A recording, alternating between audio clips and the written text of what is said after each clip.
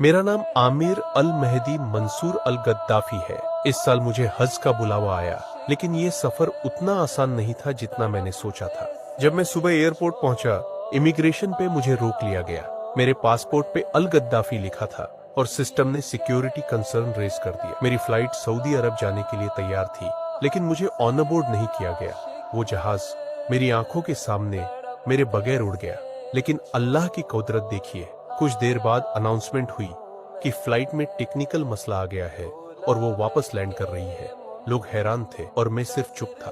Flight वापस आई, मेरे कुछ डॉक्यूमेंट्स वजह किए गए, लेकिन मुझे अभी भी फ्लाइट में जगह नहीं मिली। फिर से फ्लाइट ने उड़ान भरी और फिर से टेक्निकल मसला दोबारा वापस आ गई। इस दफा पायलट ने एक फैसला किया। उसने कहा, मैं कसम खाता हूँ ये फ्लाइट आमिर के बिना नहीं जाएगी, उसे बुलाओ। ये लफ्ज सिर्फ हुक्म नहीं था, ये अल्लाह का फैसला था। मुझे बुलाया गया, पासपोर्ट दिया गया और इस बार मैं जहाज में था। फिर मैं सऊदी अरब पहुंचा, मदीना की मिट्टी चूमी और अल्लाह का शुक्र अदा किया। ये सफर सिर्फ एक इंसान का नहीं था, ये उस रब का इरादा था जिसके हाथ में तकदीर है। ये वीडियो देखकर आप समझ गए होंगे कि ये शख्स कौन है। ये वही शख्स हैं जिनका नाम मोहम्मद आमिर है। हज करने की नीयत से जब वो अपने घर से एयरपोर्ट पहुंचे, जब अपना पासपोर्ट दिया उन्होंने, तो उनके पासपोर्ट में कुछ नाम की खराबी की वजह से उनको फ़्लाइट के अंदर नहीं जाने दिया गया और पायलट दरवाज़ा बंद करने के बाद उनको छोड़कर जा रहा था। लेकिन ये कैसे हो सकता है? लेकिन ये ईमान वाले की ताकत है। उनके इरादे को देखिए, कितना मजबूत इरादा था।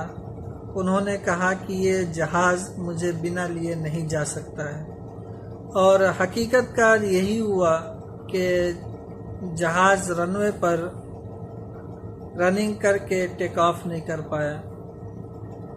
तकनीकी खराबी के कारण उसको दोबारा वापस एयरपोर्ट पर लौटना पड़ा।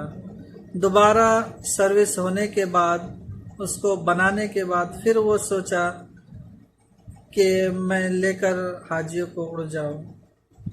दोबारा भी उसने दरवाज़ा नहीं खोला मोहम्मद आमिर के लिए।